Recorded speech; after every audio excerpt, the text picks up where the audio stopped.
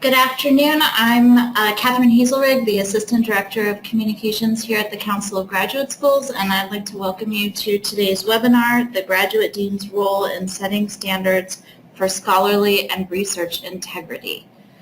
Today we have four speakers: Jeffrey Engler, Vice President of Special Projects here at CGS, John Klingensmith, Associate Dean of Academic Affairs in the Graduate School at Duke University, Tom Reynolds, Dean, Associate Provost and Research Integrity Officer at the University of North Carolina at Charlotte, and Judith Stoddart, Senior Associate Dean of the Graduate School at Michigan State University. So the plan for today, we'll have four speakers who will speak for approximately 40 minutes, followed by Q&A. Jeffrey Engler of the Council of Graduate Schools will provide a brief introduction to the topic and overview of the role graduate deans may play in setting standards for scholarly and research integrity, followed by Judith Stoddart, John Klingensmith, and Tom Reynolds, who will each speak for about 10 minutes highlighting campus strategies to promote cultures of scholarly and research integrity. With that, I will hand things over to Jeff Engler. Good afternoon, everyone. So today we want to talk about a summary of the findings at a recent conference on building a community of research and scholarly integrity. The conference was held at the end of May at Northwestern University and was co-organized by CGS, Northwestern University, and the Office of Research Integrity of the Department of Health and Human Services. Today we've invited three graduate deans who presented at the conference to share a summary of their presentations. CGS's role in organizing this conference was to emphasize the leadership role that graduate deans play in developing and supporting a culture of research and scholarly integrity within an institution. While many people and offices contribute to the scholarly culture within a university, the focus that graduate deans can provide is an important component of building that culture. And we see this primarily in three different ways. By introducing emerging ethical issues into the graduate curriculum, by sharing best practices and in your role as influencers of graduate curricula and professional development, and by bridging silos that exist between disciplines so that people and faculty and students from a variety of disciplines can learn from each other about the kinds of barriers they may feel about ethical behavior. CGS has more than 15 years of experience with providing resources to graduate deans to help support programs in the responsible conduct of research. All of these example publications can be downloaded by members from the CGS website. In particular, I want to talk about the Project for Scholarly Integrity and the monograph that resulted from that. There were 8 major research universities that participated, and all of us used the Thrush-Martinson survey instrument to really assess our research integrity climate. When I was still in the graduate school at the University of Alabama, Birmingham, we found this survey instrument to be really helpful to identify specific areas in which further training in scholarly integrity was needed on our campus. With that, I'll turn the program over to Judith. Thanks, Jeff. The conference was a valuable opportunity to talk frankly about issues and challenges around research integrity and to learn from others about what seems to work and what definitely doesn't. 2 common themes emerged from the presentations. First, we need to move away from framing research integrity as primarily a problem of compliance and focus instead on our common commitments to a climate of excellence in research and professional practice. And 2, we need to understand not just the national landscape around research integrity, but the climate, culture, and practices on our own campuses. And we need to use assessments to gauge whether the education and interventions we promote are effective in our local contexts. In distilling my conference presentation, I've tried to highlight these 2 themes. Next slide, please. I was asked to present in a session that looked at the different roles that various campus offices and administrators can play in promoting research integrity. My brief was to talk about the perspective from the graduate school. For that reason, in this presentation, I'm focusing only on graduate students and not other important constituents in the conversation like postdocs. As I thought about that perspective from Michigan State, it seemed that it could best be summed up as a view from the middle. It's not an unfamiliar position for many of us who've worked across a number of issues from within graduate schools. This first schematic represents Michigan State's organization around research integrity a decade ago. Administrative offices are the central line of enforcement, monitoring compliance and administering penalties, the red arrows. The graduate school is also responsible for delivering training, the orange arrows, to faculty mentors on the one side and to graduate students on the other. It's a centralized delivery model with faculty and students as the often grudging recipients of RCR education and of negative consequences when policies are violated or misconduct occurs. The upside of this functional educational model is that there is control over content. The downside is that it creates a culture of compliance in which research and integrity education becomes a checkbox, another requirement to get through, rather than an integral part of the practice of graduate education. Next slide, please. This schematic represents a different view from the middle. It reflects a shift in approach to research integrity, a change from the culture of compliance in the previous slide to a climate of mutual accountability. Here, the graduate school, rather than functioning primarily as an enforcer and a deliverer of training, begins to play the role of convener and partner. It brings faculty and students and frequently other administrative offices together around common interests and values, helps to create the conversation among these groups from which those interests and values emerge, and then offers spaces and structures for mutual education and expectation setting. The graduate school is on many campuses uniquely positioned to play that intersectional role. This is where we hope to be on our campus and where we have been slowly but intentionally moving over the last decade. Next slide, please. I'm going to take a moment to broaden the view and talk about the difference between compliance and accountability from the institutional perspective. As many of you will know from national media coverage in the past 2 years, Michigan State has learned a lot about the difference between a culture of compliance and a climate of accountability, and about the pitfalls of the former, as well as the steps necessary to create the latter. Compliance is primarily about what individuals should or shouldn't do. It is regulatory, often backward-looking, with attention to something that has already happened. A culture of compliance often focuses on specific actions as problems that need to be addressed, rather than on the larger climate from which they emerge. The climate of mutual accountability is primarily about where we want to be, expected norms and behaviors, and everyone's roles in how we get there. A focus on accountability doesn't do away with the need for enforcement, but does recognize that actions are rarely isolated and separable from the environment in which they take place. Next slide, please. So what are the steps Michigan State has taken to try to make this shift as it concerns research integrity? Our more systematic campus-wide efforts around research ethics training started where many campuses did in 2009 in response to the COMPETES Act.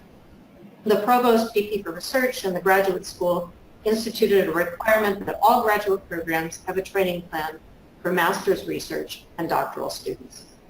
There could be disciplinary variability in the plans. In most cases, colleges proposed the plan for their departments and programs based on a model that was derived from NSF expectations. Many relied on a graduate school workshop series to fulfill discussion-based requirements. Before the plans were implemented in 2009, the graduate school, in collaboration with the VP for Research Office, conducted a climate assessment. We used SOURCE, a survey of organizational research climate, developed and tested by Carol Thrush and Brian Martinson. This allowed us to reassess the campus climate in 2014. When we then revisited campus research integrity plans in 2016, we could make adjustments based on what we learned, and that differed across disciplines and programs. We weren't just making changes based on assumptions. We were able to draw some informed conclusions about what had and had not been effective. Michigan State also participated in a 3-campus study using SOURCE that was supported by the CGS Project for Scholarly Integrity. The results of that study were published in 2014 in the Journal of Empirical Research on Human Ethics. The researchers concluded that while nationally most campuses provided uniform, centralized RCR training, Assessment data indicated that, in their words, solutions, pedagogical and structural, for the challenges of research integrity need to be customized to the variability of climate at the subunit level. SOURCE provides the kind of detail that allows institutions to see where education does not seem to be shifting awareness in that. In 2015 through 16, the Graduate School facilitated many campus-wide conversations around creating new research integrity plans. All units had to have new plans approved in fall 2016 for implementation in January 2017. Next slide, please. I'll just briefly characterize what was different about these plans from those implemented in 2009. They emphasized addressing specific climate issues, not just regulations, common core principles, disciplinary differences, and mutual responsibility. There is common informational training for all students, but equally, there's a focus on integrating research integrity education into activities in the graduate program. Units were able to decide where components of that education made most sense in their students' experiences, but that had to be spelled out in the plans. Examples from across campus include integrating research ethics conversations into orientations, disciplinary methods courses, dissertation writing seminars, weekly lab meetings, regular mentoring meetings with primary advisors and guidance committees, documented annual reviews, brown bags or colloquia about professional activities in the discipline focusing on, for example, preparing a publication, documenting data, producing a creative work, giving a conference talk. The goal is to make ethical practice a regular part of conversations about research, scholarly, and creative activities.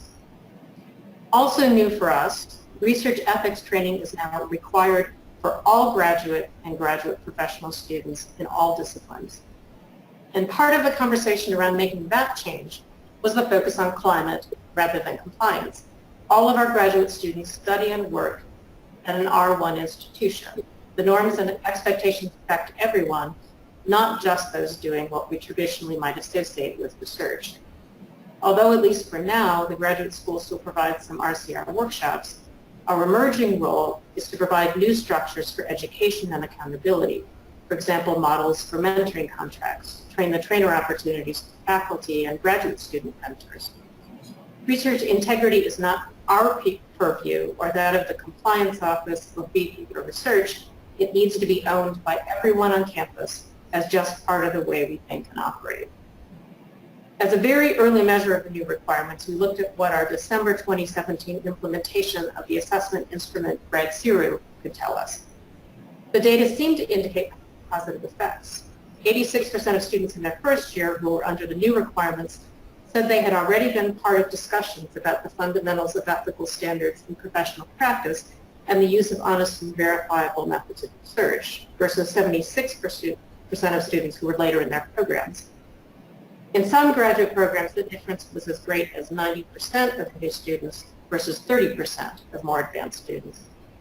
We will know more when we implement GradZero again in 2020, and hopefully a few years after that, another administration of SOURCE.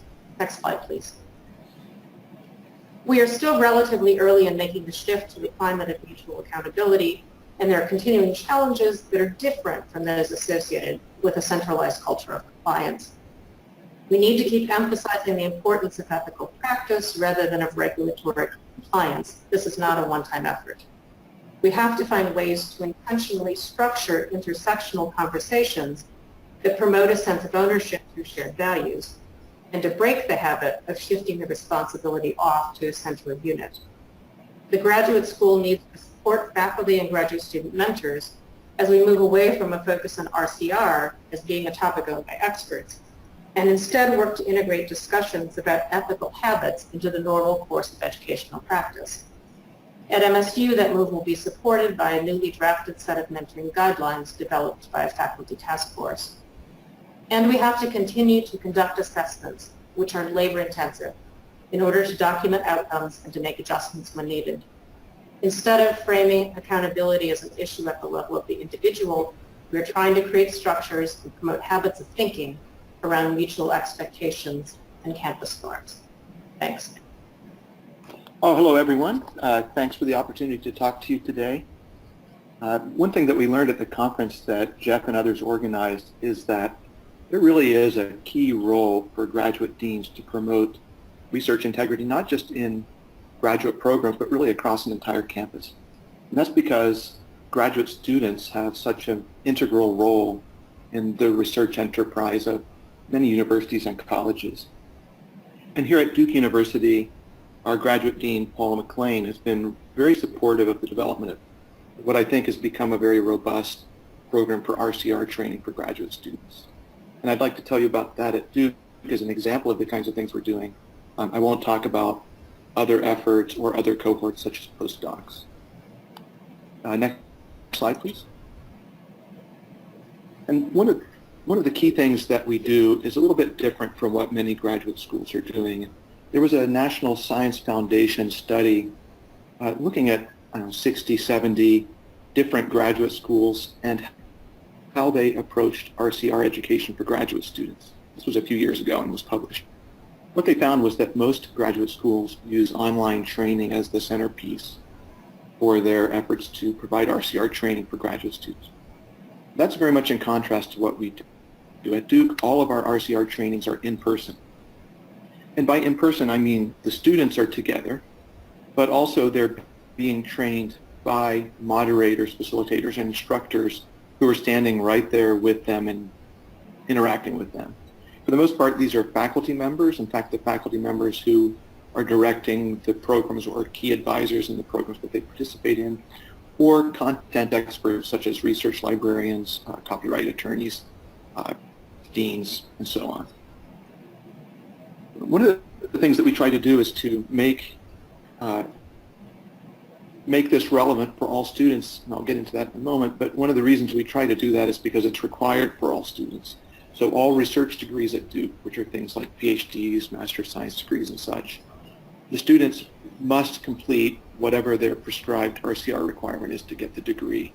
And that was something that was determined by faculty governance, specifically graduate faculty governance.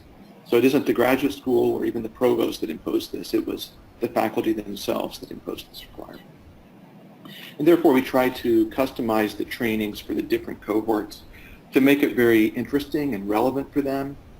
Our general approach is more on practices and insights to promote good research and less on sort of thou shalt not do this or that kind of approaches. And finally, just as a general point, the topics that we cover in RCR are basically those that fall under the topics that have been defined by the National Institutes of Health as the categories of RCR training.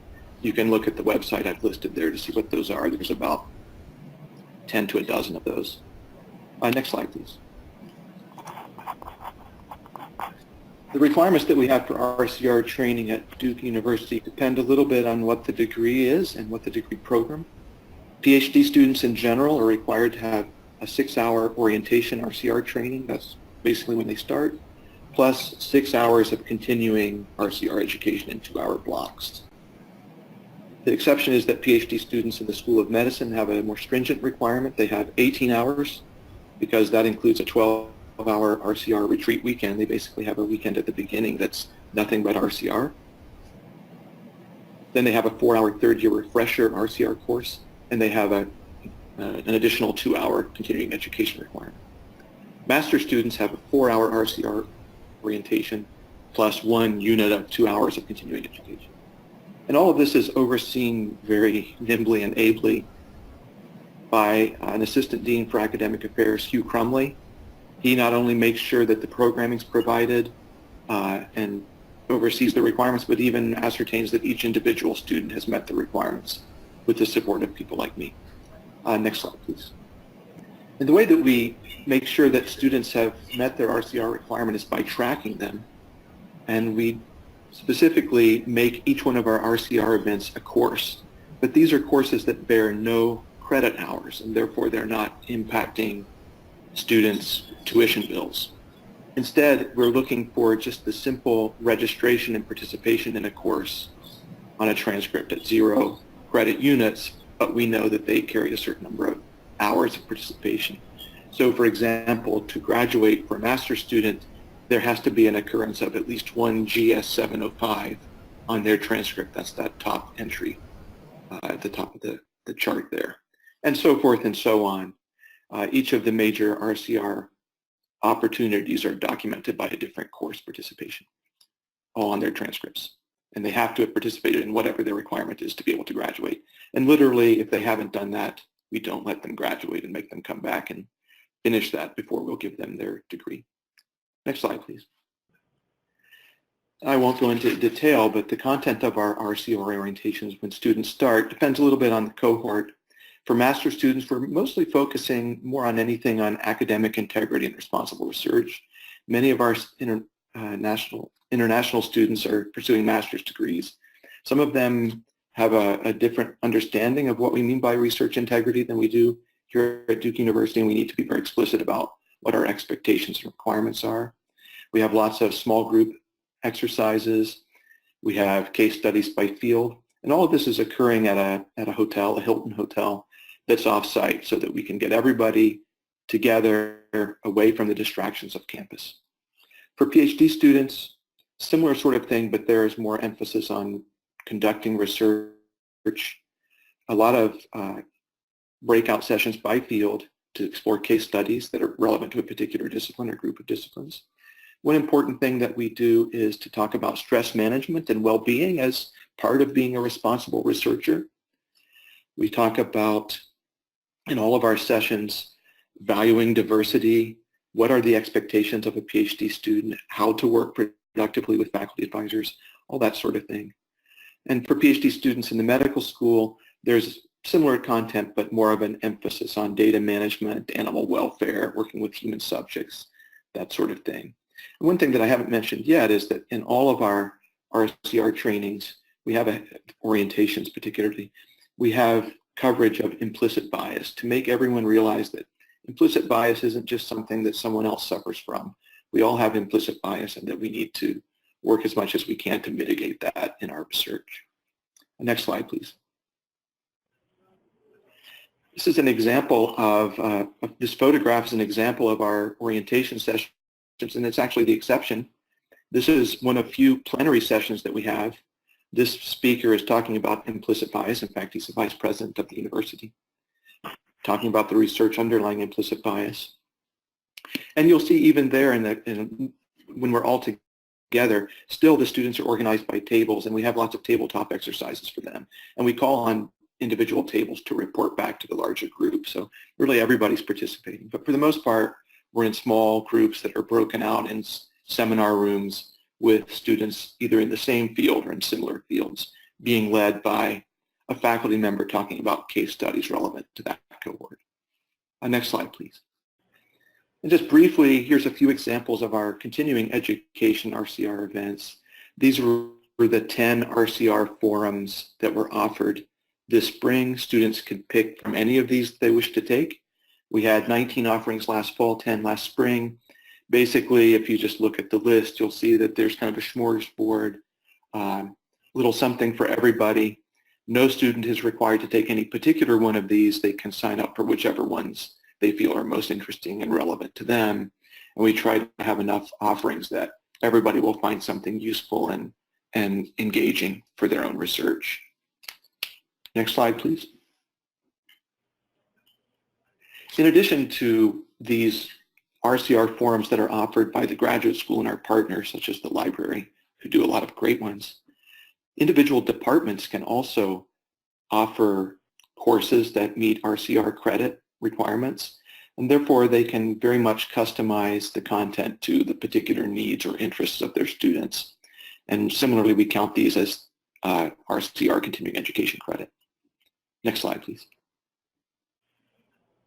Just to recap, what we're doing at Duke University that's working well, I think, is focusing exclusively on in-person trainings with students and faculty together. These trainings are very highly interactive, and essentially everyone has to be an active participant with the focus on the students.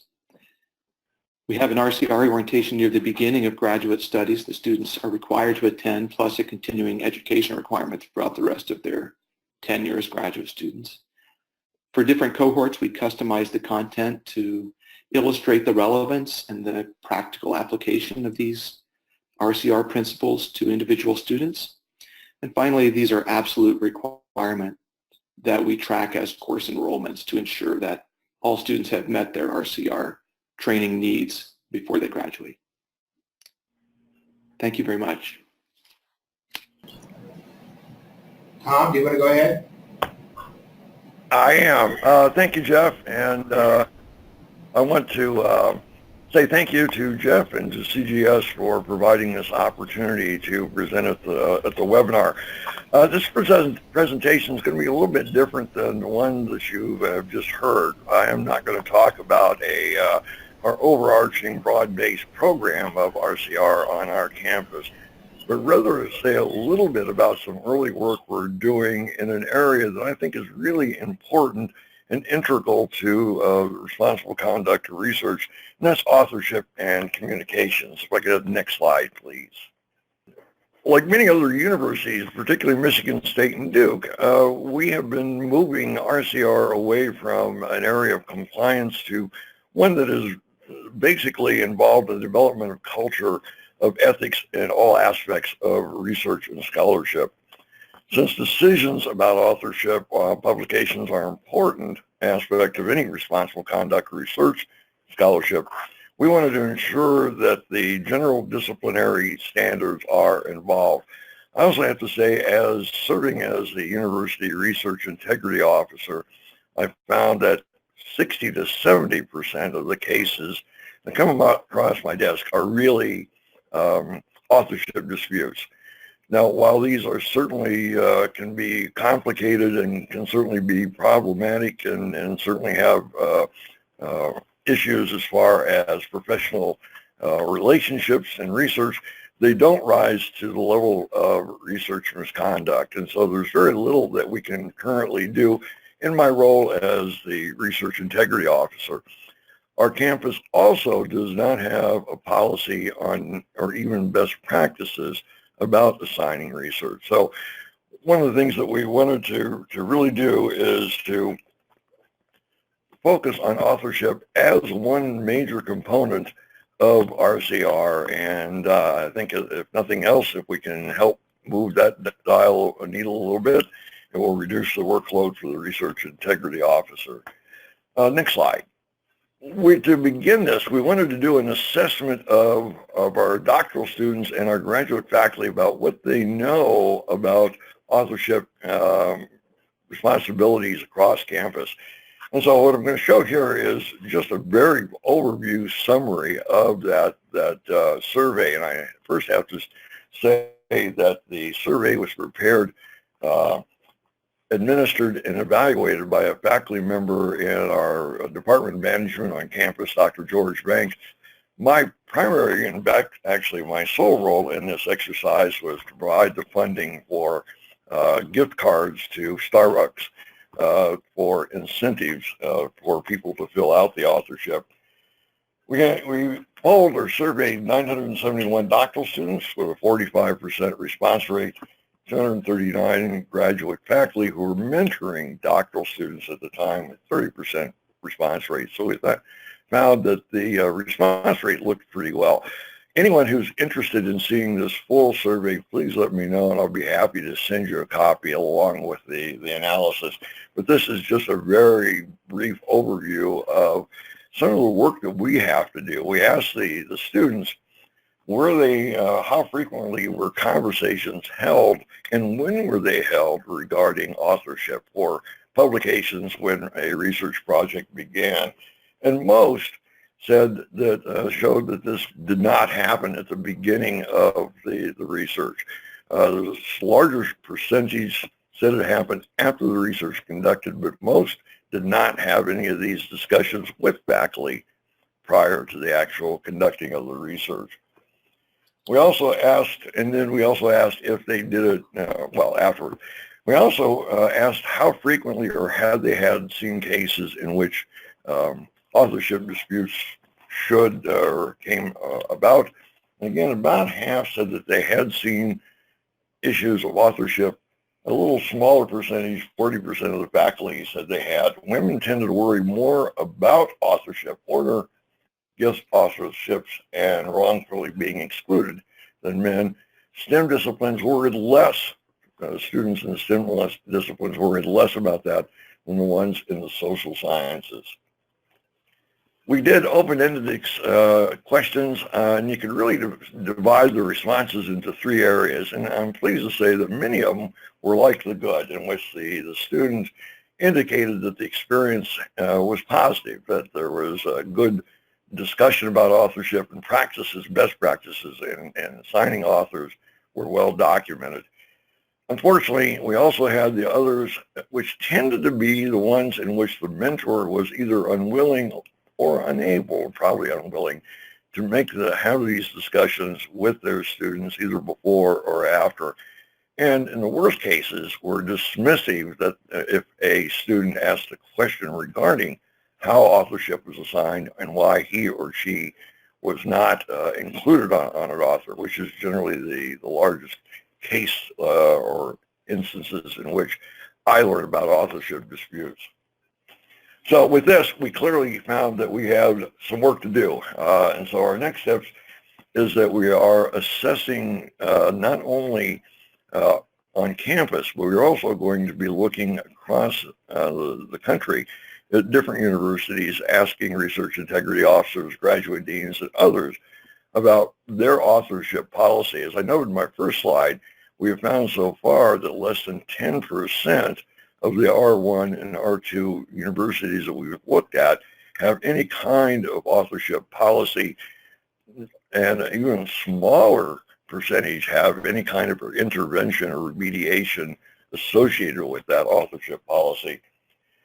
We'll use this to develop our own model. And again, what we're not going to try to do here is develop a template for how authorship should be distributed or assigned, but rather best practices which primarily involve having the conversations early and often and transparent about how authorship is assigned. We also are hoping that we can include some intervention ways, and the best intervention would happen if the problems arise at the beginning of the research. But we're looking at 2 ways to roll this out. Once we have the policy, one will in an experiment, one will actually just roll out as a soft rollout. The other will use more of a well-defined program and way of developing and advertising that this policy is advanced. We'll see how well it works. So the broader aspect of this work is to hopefully decrease. So just to wrap it up, we're hoping that this will decrease the problems as far as it may not rise in research misconduct, but will improve the training for our doctoral students and for our postdocs. We'll be able to carry this work on to the next role. Thank you, and I'll turn it back to Jeff. Thank you, Tom. So I wanted to spend just a couple of minutes talking about ways in which CGS continues to support graduate deans as they lead their institutions in issues of scholarly integrity and research ethics. Here's an example of a recent research publication to provide advice to graduate deans about the kinds of ethical dilemmas that can sometimes arise in international collaborations. And so it can range from things like professional ethics in research situations that may be in the U.S. with international students, or may be in foreign countries with our graduate students working in local environments. And so this publication is, again, free to members. It's downloadable from the CGS website, and it provides a number of best practices you might want to consider as your students become more and more involved in international graduate collaborations. Next slide. So we've also had a Strategic Leaders Global Summit on the implications of big data for graduate education. This document is also available to members of CGS institutions, and it really addresses 2 big questions that are still ongoing in discussion. How do we, as graduate deans and institutions, anticipate issues, ethical issues in regard to the use of big data resources? And then, is our current training in scholarly integrity and research integrity sufficient to address the issues that we can perceive now and perhaps not yet perceive in the future with regard to big data. So those are ongoing conversations that CGS is having with a number of organizations, and we will keep you informed as we progress in these areas. Okay, so now we're going to open it up for questions. You can submit them through the GoToWebinar dashboard, and just as a reminder, yes, the recording and slides will be emailed to all participants and posted on the CGS website. So we have a question here for Duke University. Is a required examination included to get course credit? No, this is John Klingensmith answering that question. It's a good question. No, we do not have examinations. It's more participation and interaction in the RCR course that's required. But I would point out that we make sure students are present at the beginning, throughout the event, and at the end to be able to get credit. Okay, and a follow-up to that is, are faculty reimbursed for their participation in the RCR orientation sessions? For the most part, they are not. Individual programs, if they wish to give some sort of compensating perk, can do that, but there isn't necessarily any sort of compensation.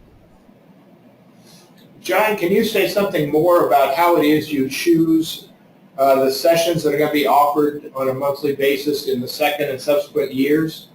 Who identifies what the topics are? Who provides the instruction? Yes, thank you. That's a good question. For the most part, we kind of make an open call to our partners in providing RCR. And a great example would be the university libraries to develop and offer RCR forums, these 2-hour continuing education things. There are also a number of, in many cases, they come forward with ideas that then Dean Crumley needs to review and make sure that they meet our criteria.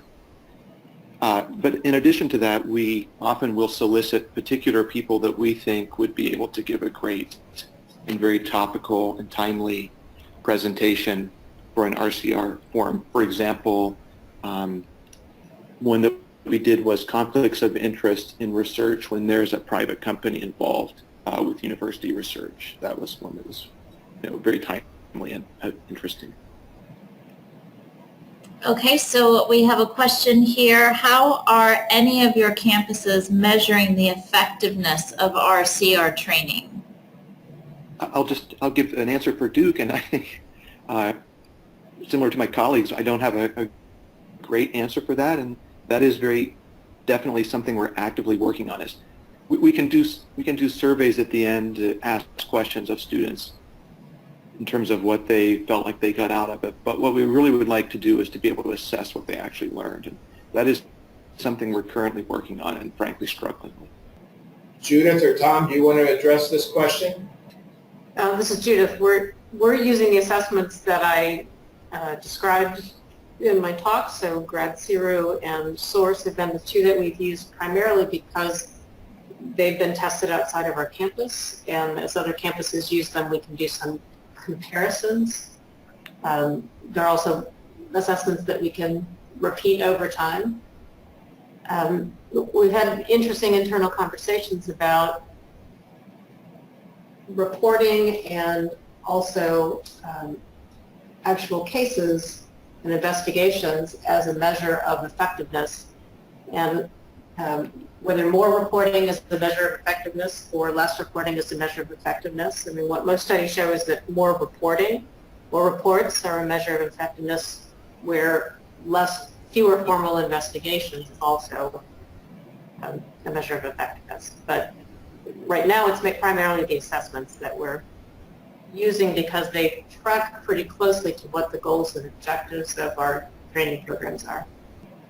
Yeah, at UNC Charlotte, like Duke, we basically assess through the doing surveys early on and then afterward. It was not terribly effective or satisfactory, but it's right now it's the best we can do. Anecdotally, I can say that since we have raised the issue of authorship issues, the number of responses or number of concerns I have coming across my desk has decreased. Now, again, that just might, I'm not sure, there could be other factors for that, but again, we would really like to have a better way of assessing our effectiveness and are looking at ways to do that.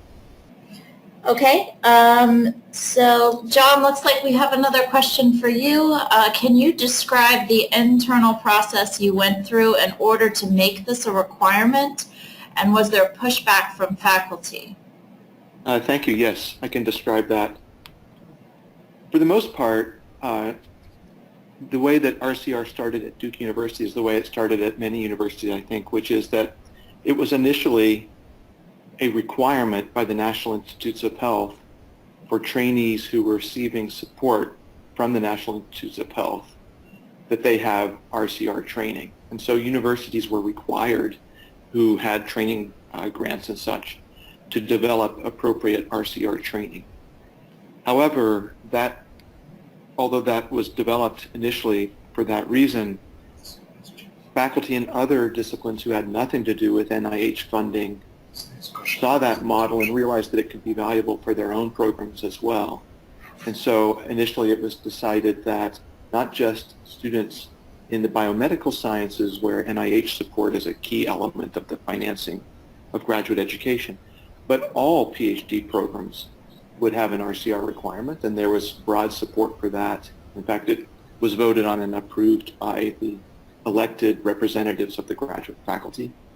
And then in 2013, Dean McLean raised the issue of, well, maybe this should be applicable as a requirement for master's students as well. And frankly, that was in part because we were having some research conduct and academic misconduct issues with master's students. And that really was supported strongly by the elected graduate faculty government representatives. Great. Okay, thank you. So this question is actually for everyone. How does your institution support the ethical programming for graduate students financially? Well, coming out, and this is Tom at UNC Charlotte, basically at this stage, it's part of what we're doing within the graduate school. We have our RCR training is through the graduate school, and we require our doctoral students to take a face-to-face RCR course. With limited funding, we haven't really been able to go beyond that, and I think that's a challenge. There are some things that we would love to be able to do, but without the resources available, not just funding, but also being able to provide students with some professional development activities, mentor training for faculty that may actually be off campus. We don't, it's a tough road to hoe, but I think both the chancellor and the provost understand the importance of RCR and professional development for graduate students, and actually even professional development. Some of our younger faculty are coming out of a postdoc and have never mentored doctoral students, and so being able to provide them with help to help them mentor their students is important. We've gotten some funding from academic affairs for that, but it's a challenge. I could comment for Duke University about the funding model, and as with UNC Charlotte and probably universally, adequate funding for RCR is certainly always a struggle, but our dean and our provost are very supportive of really the critical importance of RCR training. And so it's funded as part of the graduate school budget and is supported by the provost. And then in many cases, the units that we interact with are sort of cutting us a break in terms of putting this on because they realize that it's a greater good. So for example, we're typically not charged to use large seminar rooms that might be, or auditoriums that might be controlled by another unit. So our overhead is low apart from things like paying for off-campus sites and such. At Michigan State, the funding for what we do still do centrally comes from the graduate school. The funding for the platform that tracks students' annual completion of their requirements is supported by the Beak Confirm Research Office, and it's a compliance platform that's used across the campus. Okay, thank you. Next question. There has been some mention of mentor discussions and the role of the mentor. Do your institutions require mentor training of any faculty taking on an MS, PhD, or postdoc? UNC Charlotte does not. We are certainly promoting that as best practices, and actually have worked with the University of Wisconsin in their training, mentor training, and have sent faculty there and also staff there. But it's a grassroots process, and it's not required. But I'm pleasantly surprised at the number of faculty who see the benefit for doing this and actually volunteer. They understand that if they're better mentors, their students perform better, and it's a nice cycle. So what we're seeing, and even the colleges are becoming more interested in it, and perhaps we'll have some joint funding with sending faculty to these, and also training the trainer, having faculty go to these workshops, come back, and support faculty within their own college.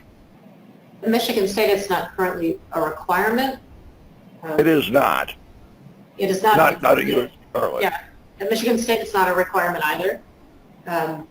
But there is, interestingly, we have a faculty mentoring task force right now that's working on their revised guidelines, and they are strongly in support of recommending that all faculty, before they can join a guidance committee or take on supervision of graduate students, be required to do mentor training. But that's still very much a topic of conversation. I would just comment that at Duke University it's similar in that it's certainly encouraged, and there are many opportunities for mentor training, but I wouldn't say that it's an absolute requirement. There are some requirements, for example, for RCR training for faculty now, and there would be some elements of that that would include interactions with mentees, but there's no separate training per se about being a mentor. Okay, next question. Do any of your institutions, or any that you know of, require RCR training of faculty or any research support personnel? I can answer that one. So I sort of did. I think at Duke University, partly because, frankly, we had some very painful research misconduct events involving people that were sort of at the junior faculty level or at the research staff level. As a result of that, in part, and also just self-reflection, the university has now required that all faculty initially in the medical school and now more broadly will have to have RCR training, as well as research staff. Tom or Judith? Michigan State, we do not. At UNC Charlotte, we do not. So John, this question is for you, wanting to know if you would be willing to share offline what your faculty training will be. Sure. I think, I assume our contact information, well, I believe our contact information is provided as a service of this webinar, and I'm happy to answer any questions. Okay, thank you. Are there any last-minute questions? Okay, looks like we've had the last question, so we'll just close out quickly with a thank you all for participating, and a reminder for upcoming CGS webinars: Managing Relationships Between Graduate Students and Student Affairs Divisions. That's Tuesday, September 24th from 2 to 3 p.m. And then a webinar on the findings from the 2018 CGS ETS Graduate Enrollment and Degree Survey, and that will be Tuesday, October 15th from 2 to 3 p.m. And you can find more information about those and all CGS webinars on our website at the URL you see there on your screen. Thank you again for joining us, and have a great day.